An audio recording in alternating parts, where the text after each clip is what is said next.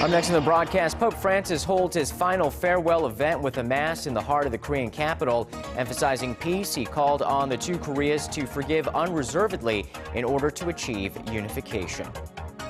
South Korea and the United States start their annual military practice, dubbed the Ulchi Freedom Guardian drills. North Korea again calls the event provocative.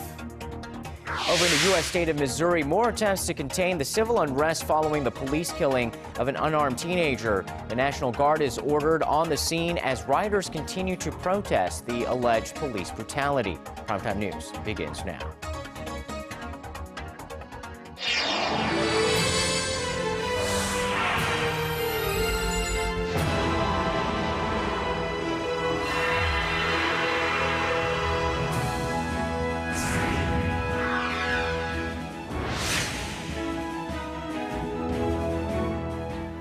Happy Monday. Welcome to Primetime News. I'm Sean Lim. Live from Seoul, I am Kang Tae-ri. Hope your week is off to a great start. We begin with Pope Francis, who has wrapped up a historic 5-day visit to Korea with a message of peace and reconciliation. Specifically, the Holy Father left his best wishes for the resolution for victims of Japan's wartime sex slavery and for the spirit of forgiveness to start the process of unification between the two Koreas. Our Connie Kim has her top story. Pope Francis brought to a close his 5-day trip with a peace and reconciliation mass at Myeongdong Cathedral in Seoul. After entering the church, the Pope reached out to 7 women seated in the front who were forced into sexual slavery by the Japanese military during World War II. The pontiff took time to listen to them and adorned a badge that was given to him by one of the former sex slaves. In his address to the hundreds in attendance, Pope Francis conveyed a message of forgiveness. Referring to Korea, a nation divided for more than 60 years, the Pope called for the two Koreas to reunite, calling them brothers and sisters and members of the same family.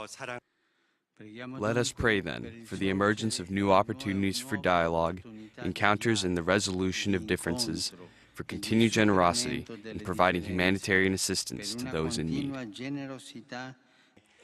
Pope Francis' final public event in Korea was attended by about 1,000 people. Reflecting the pontiff's great interest in the marginalized and poor, they ranged from North Korean defectors and immigrant workers to the survivors and bereaved families of victims from April's ferry disaster. President Park Geun-hye was also present, making it her 3rd meeting with the Pope during his Korea trip. Before the Mass at Myeongdong Cathedral, Pope Francis met with the leaders of other religious groups in Korea, including Buddhists and Protestants, and emphasized the importance of harmony. It's a message that Pope Francis built his visit to Korea around, the first by a pope in 25 years. He made it a point to reach out to those who are suffering and whose voices have gone silent within society, calling for changes and compassion. Connie Kim, Arirang News. So the Pope gave a final message urging for peace on the Korean peninsula, but as he left, tensions do linger. Seoul and Washington began their joint military drills this Monday, which North Korea views as a provocation. Kim Min-ji with more. South Korea and the United States kicked off their annual military exercise on Monday. The computer simulation-aided joint Ulchi Freedom Guardian drills, which run through next Friday, mobilizes roughly 50,000 South Korean and 30,000 U.S. troops. The main purpose of the exercise is to maintain security on the Korean peninsula while upholding joint defense capabilities between the two allies. This year, the exercise will involve the testing of a new tailored strategy, which is aimed at deterring North Korea's nuclear weapons or weapons of mass destruction. The strategy, drawn up at a security consultative meeting last year, stipulates diplomatic and military responses at different levels of threats posed by Pyongyang during times of peace or war. Unlike years gone by, the military exercise comes amid threats from North Korea. Pyongyang on Monday condemned the drill as a declaration of nuclear war. North Korea's Rodong Sinmun said the exercises violate peace on the peninsula, calling it a provocative act that hurts inter-Korean relations. The newspaper added that Seoul and Washington will be to blame for unpredictable situations on the Korean peninsula. Pyongyang also warned merciless preemptive attacks on Seoul during the weekend. The North has long denounced the exercise as a rehearsal for war against Pyongyang, while Seoul insists the drills are defensive in nature. South Korea's military said the exercise will go forward as planned amid strengthened surveillance and security against the North, adding that Seoul will respond firmly and without hesitation if the North engages in any form of provocation. Kim Min-ji, Arirang News. South Korea reached out once again to North Korea to call on Pyongyang to accept its previous proposal for high-level talks, and it includes a detailed plan for fresh inter-Korean economic cooperation. Our unification correspondent Hwang Sung-hee has more. South Korea repeated its offer to North Korea on Monday for a round of high-level talks, saying it's willing to discuss any issue brought to the negotiating table. If North Korea assumes a responsible stance, we will be willing to discuss any issue for improving inter-Korean ties. I once again urge North Korea to agree to the high-level talks as soon as possible. If the offer is accepted, the possible lifting of South Korean sanctions against North Korea and the resumption of South Korean tours to Mount Kumgang could be discussed. While South Korea awaits North Korea's response, the Unification Ministry laid out detailed plans for a fresh inter-Korean infrastructure investment project in the report submitted to the National Assembly. These include reconstruction projects for the highway that connects the border town of Kaesong to Pyongyang and the railway that links Kaesong to the northern city of Sinuiju, both of which could begin as early as this year if inter-Korean relations improve. The report also said Seoul would be open to resuming trade and existing economic cooperation projects with the North and starting new ones, depending on the state of inter-Korean ties, hinting at a possible lifting of sanctions. Seoul imposed heavy economic sanctions on Pyongyang in 2010 after North Korea's torpedo attack on a South Korean warship. But in presenting the report to lawmakers on Monday, Unification Minister Ryu Gil-jae ruled out the possibility of a unilateral lifting of the sanctions, saying the North must come to the negotiating table first to discuss the issue. Hwang Sang-hee, Arirang News. This past Friday, Korea commemorated the 69th anniversary of its liberation from Japanese colonial rule. President Park Geun-hye, during her speech, suggested the two Koreas seek to improve cooperative ties in small, non-political projects, such as those involving the environment and culture. But North Korea has so far shrugged off her proposal, I would say. And for more, our presidential office correspondent Choi Yoo-sun is joining us right here in the studio. So Yoo-sun, what were some of the key points of her speech that was made last Friday? Well, referring to the history of the divided Korean peninsula as abnormal, President Park highlighted the urgency of preparing for reunification. She said as the anguish generated from the separation of the two Koreas gets passed down from one generation to the next, abnormalities on the divided peninsula have become the norm.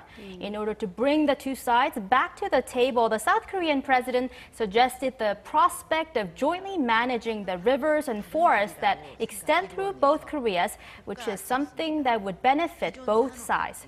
She also invited the North to the UN Convention on Biological Diversity Conference that's scheduled for this October in the South Korean city of Pyeongchang. On the cultural front, President Park talked about jointly launching a cultural project of some sort next year to mark the 70th anniversary of liberation from Japanese colonization. Well, there were some moves that showed a little bit of reconciliation, but nevertheless, North Korea did flatly reject the proposal. Right, playing both the roles of a hawk and dove, North Korean leader Kim Jong-un on Sunday sent a wreath and a message of condolence in memory of former South Korean President Kim Dae-jung, who passed away 5 years ago this Monday.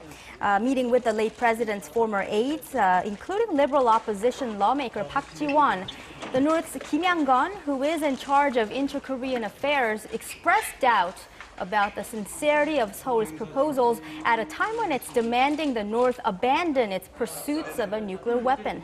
And playing the role of a dove, I guess, North Korea, playing the role of dove and being hawkish, rather. It's really not happy, as usual, with the South Korea-U.S. joint military drill. Right. Well, North Korea considers the drills as a war game, and Kim Yang-gun also stressed that Seoul would need to work towards improving inter-Korean ties without any preconditions, adding pressure on the South to lift sanctions that were imposed after the North torpedoed South Korean warship back in 2010 and to stop demanding nuclear disarmament.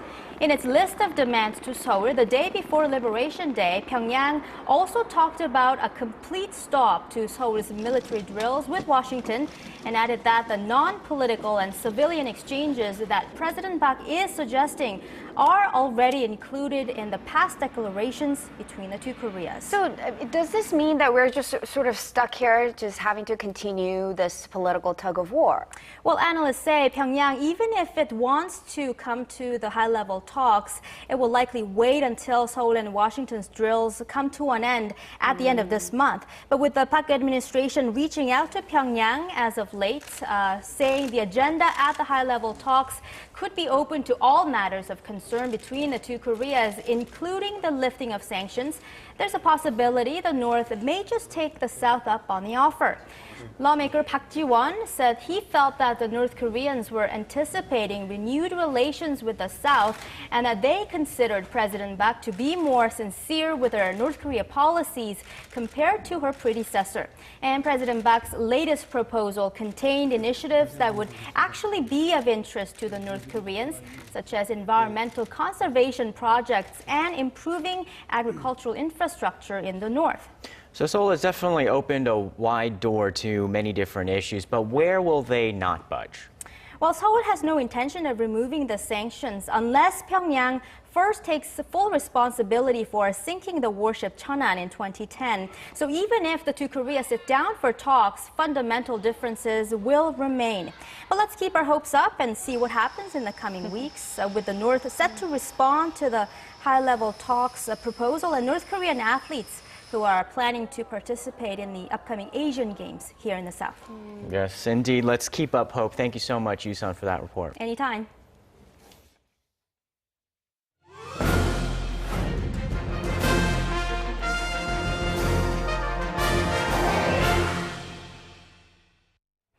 In today's Industry Insight, we're talking about fast fashion brands, officially called SPA brands. Korean companies are considered, relatively speaking, latecomers to this industry, but that hasn't tamped down their big aspirations. Connie Lee has more on this.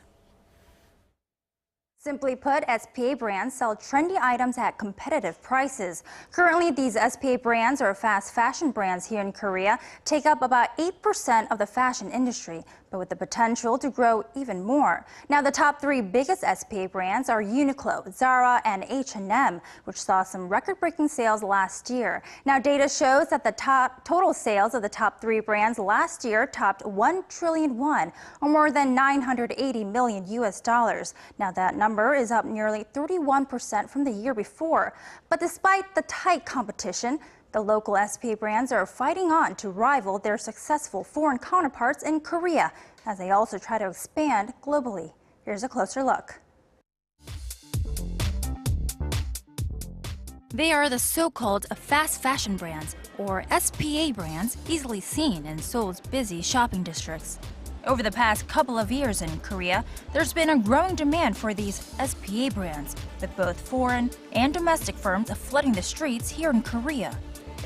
I like these kinds of brands because their prices are reasonable and they have styles that are liked by most people.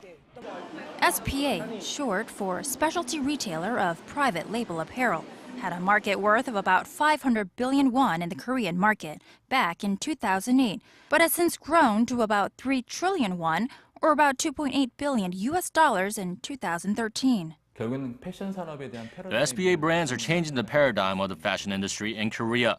Before, we saw brands more focused on their brand image, but now it's about the retail store's image and how to meet the exact demands of its customers. SPA brands do it all, from design to manufacturing and retailing. Thus, the prices are lower, and new items can be produced at a faster rate. For many of these retail stores of SPA brands, there are new products that come in almost weekly. And for this store, apparently there are new products that are delivered every day. Currently, the three biggest SPA brands in Korea are not homemade. They are Japan's Uniqlo, one of the first SPA brands to enter Korea in 2005, and Spain's Zara, and Sweden's H&M. The local brands, which are latecomers to the SPA world, however, are not afraid to join in on the competition. Retail conglomerate Elan Group, which introduced Korea's first SPA brand called Spao in 2009, currently has more than 10 such brands under its belt. Their aim is global expansion, first by conquering Asia. We found success with our first stores abroad in China and Japan, so we now plan to increase the number of our SPA brand stores in China to 50 next year. We have an edge over our foreign competitors because we design and produce according to the specific tastes of our Asian consumers. And back in Korea, the already diluted market of SPA brands is still vied by newcomers from abroad. Canadian label Joe Fresh was recently introduced, and the UK's popular Topshop are apparently eyeing the market. Global companies could see Korea as a test market, as Korean consumers are now recognized as trendsetters and fast adapters. Connie Lee, Arirang News. The nation's conglomerates have gotten a heavy beating recently when it comes to blame for the nation's low growth outlook. But Korea's big business players are overwhelmingly pointing their fingers at the National Assembly as the cause of current economic woes. Hwang Jie breaks down the debate. A new survey suggests Korea's legislative branch is to blame for the stall in government efforts to spur growth. More than 80% of the nation's 30 biggest conglomerates surveyed by the Joseonilbo Daily said the National Assembly was stifling economic progress. They pointed to the delayed passage of major economic stimulus bills as the reason. More than half of the companies said they would expand investments and hire more employees once the related legislation passes. Earlier this month, Finance Minister Choi Kyung-hwan urged the parliament to pass 30 long-pending stimulus bills as soon as possible. 19 of them have been awaiting approval by the National Assembly for more than a year now. After Finance Minister Choi took office in mid-July, the government laid out a set of aggressive stimulus measures expressing concerns about the possibility of a long, slow growth trend resembling that of Japan. If the bills aren't passed soon, experts are concerned the golden time to maintain recovery momentum could be missed. Hwang Jie, Arirang News.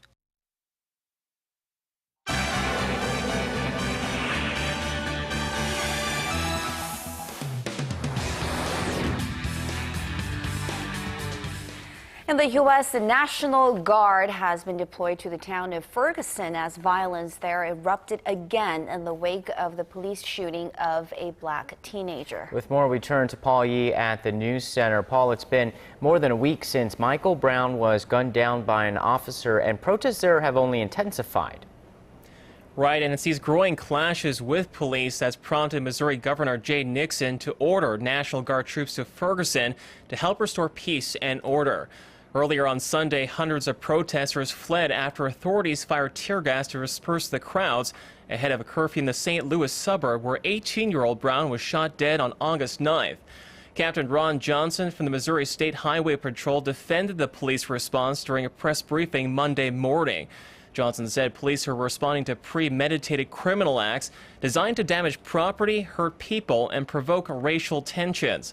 The escalation of violence comes as the U.S. Justice Department announced it would conduct a second autopsy of Brown's body. According to the New York Times, preliminary results from a private autopsy found the teen was shot at least 6 times, including twice in the head. The results apparently contradict testimonies by eyewitnesses that Brown was shot in the back, as all the bullet wounds were to the front of the body. And turning now to London, where the embattled founder of WikiLeaks, Julian Assange, has announced he will be leaving the Ecuadorian embassy after hiding there for over 2 years. At a press conference on Monday, Assange said he was planning to leave the building soon, but did not give further details. A spokesman, however, said Assange has no intention of turning himself into police, amid speculation he had been suffering from severe health problems. Being detained in various ways in this country without charge for 4 years,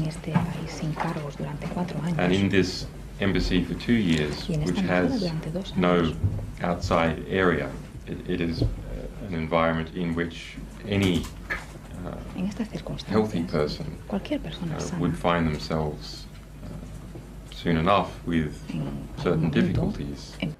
The 43-year-old Australian had requested political asylum from Ecuador in 2012 over fears British authorities would extradite him to Sweden on charges of rape.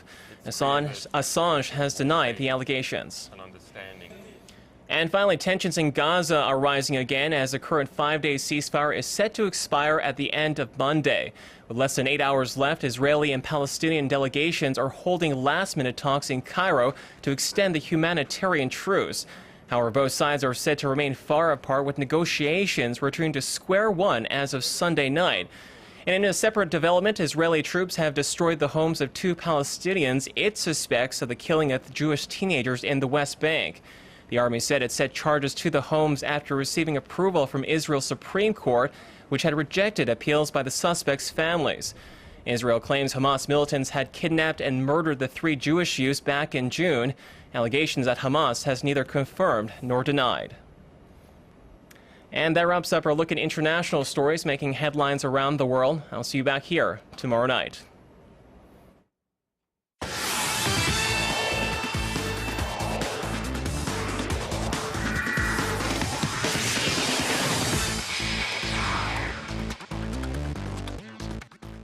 Good evening. It's always a more delightful Monday when we have news from the field with a Korean golfer snatching another victory. Park In-bi returned the defender title at the Wegmans LPGA Championships after a sudden death round against U.S.'s Brittany Lincecum, who led all day but gave it away to Park in the end. She also stopped the Americans from sweeping the LPGA, who won the first 3 majors this season.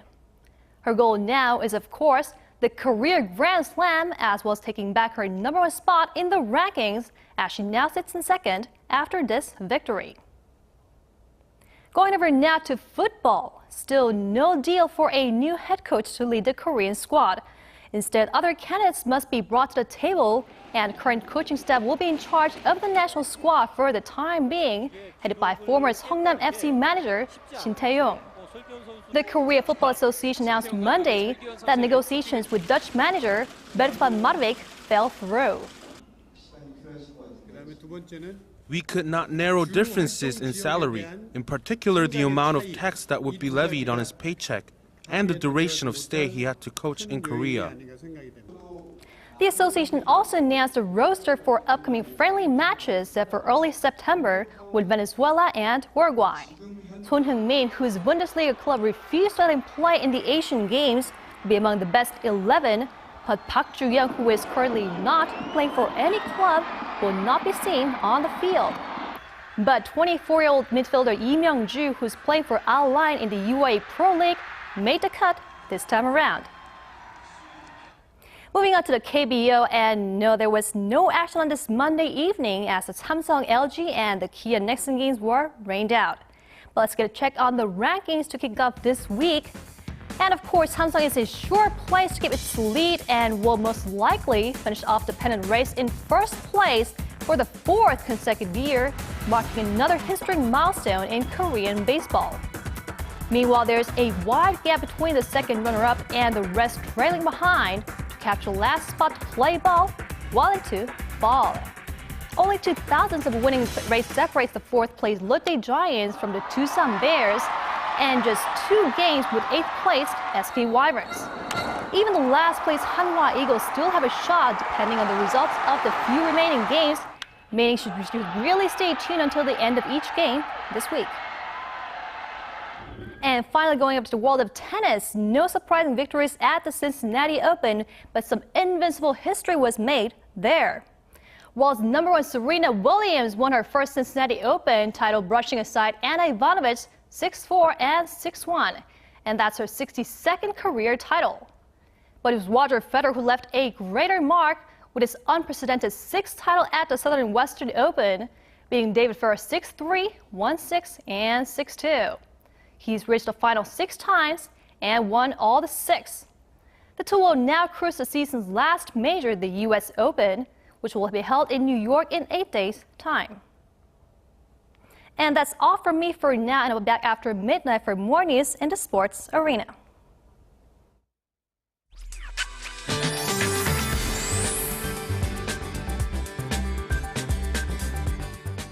Hello everyone, this is Arirang weather and I'm Kim Bo-kyung. We got off to a rainy start to the week here in Korea, and over 280 millimeters of precipitation has fallen in Yangsan City of Gyeongsang-namdo province just today. Through tomorrow, coastal regions of both Gyeongsang-do provinces could get over 100 millimeters of precipitation, and here in the central regions we're looking at up to 40 millimeters, so be sure to have an umbrella handy. After this round of showers, mostly clear skies are forecast, as you can see, with daytime highs remaining below 30 degrees. Conditions should clear up by tomorrow evening in most regions, but more rain is in store for some regions beginning early Wednesday. On to Tuesday's readings. Seoul, Daegu, and Gwangju make it to 26 degrees, and as for other places, Daejeon and Jeju hit 26 and 27, while Dokdo reaches 23. That'll do it for now, but I'll be back with more updates after midnight. Thank you, Bo-kyung, and that's Primetime News for this Monday. I'm Kang Cheri. I'm Sean Lim. Thanks for watching. We'll see you soon.